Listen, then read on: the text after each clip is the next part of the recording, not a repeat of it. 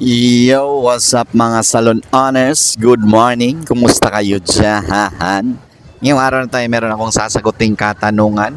At dito nga pala tayo ngayon sa may BGC, dito sa may Shake Shack. Ayan. Kasama natin ang mga malulupit na negosyante. Ayan yung mga kaibigan din nating mga kasosyo na may negosyong malulupit. So, mayroon ditong katanungan tungkol sa services yung presyo, no?